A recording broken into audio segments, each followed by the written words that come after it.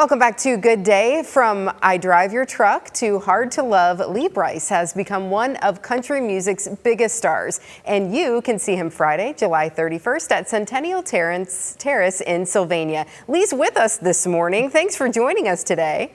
Well, thanks for having me. Absolutely. So what can fans expect when they come out to your show? Well, if they hadn't seen one before, I guess I like to call it a roller coaster ride. You know, I try to come out and have a really big time, but I also, I grew up writing songs, just me and a guitar, and so a lot of times I like to kick the band off stage and just play a couple things, just me, and connect with the crowd. So we like to go up and down and up and down and leave everybody famished when they leave. Look, Ma, no hands. Yeah, hold on Yeah. tight. So you mentioned writing songs, and you've written songs for some big names before you had your hits. Garth Brooks, one of them. What was it like to write for some other people, but then start writing your own music? Well, I always was writing for me. I always wanted to be the artist. I wanted to do that thing. But in the process of, early on, I got to write songs, while I was making a record. And a few people heard them, including Garth, which was my hero, and still is. And so it's huge to be able to get that, not only because it was just really cool, but also because that got me a big foot in the door to start my own artist career, that I was already headed towards. It was really great to have those kind of songs happen early on. You have to, sometimes you just got to get your foot in the door. But now you have released so many #1 hits. You've got some new music coming out too.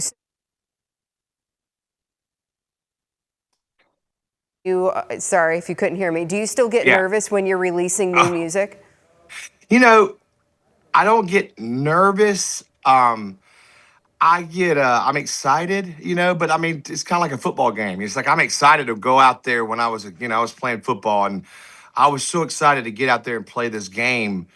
Nerves were there, but they were kind of an exciting nerves, adrenaline, because I worked so hard on this music. And at the end of the day, I want to love the music I make. And I just hope that transfers over to everybody else, and it has in the past. And so we're just going to keep doing what we do.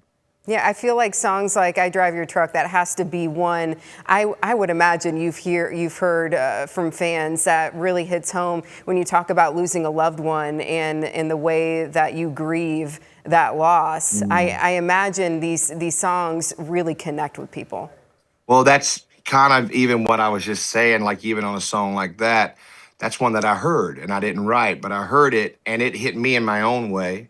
I thought about my grandpa, as the song talks about a brother, but a lot of people come to me and they're like, "Well, I have a whole nother connection to it." But I figured, well, I'm getting my own connection to it, so I think everybody else will have their own connection, and so that is true. I get a lot of stories from a lot of folks that it impacts their lives, and that's why I do this at the end of the day. Yeah, what can we expect from your new stuff coming out?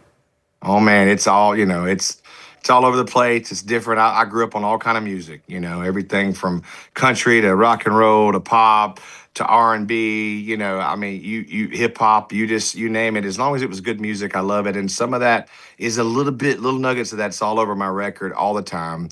And so I just try to make good music. So this thing is a story of where I'm at in my life right now. And all the records are, 3 kids and a wife. That's kind of where I'm at right now. And so balance and all that's all over this record.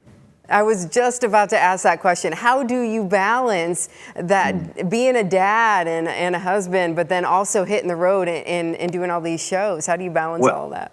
There wasn't really an answer for that before, but then I figured out that I could build a studio on my bus, and on the downtime on the road, I get a lot of work done on the road that I don't have to do when I get home now. And that really has helped a lot, so that all the hours that, say, when I get home, I don't have to go to the studio because I've already done a lot of that work while I was out on the road and downtime. So that's been a big help. But obviously, it's just being intentional about which shows you take, how to route the shows. But that's been a big one, having the studio on the road. Yeah, that's huge. Do your kids know, like, my dad's Brice? Like, do they know that? I mean, they do, but I don't know if they care that much. They don't care.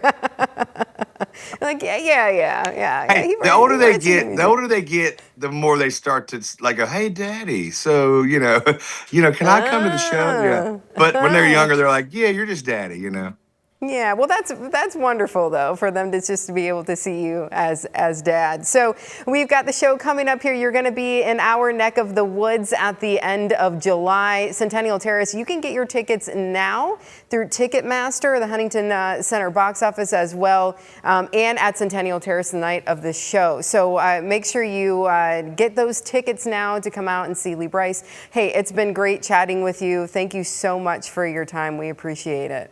Well, thank you for having me. And you keep singing. I heard you singing when we first got on this thing.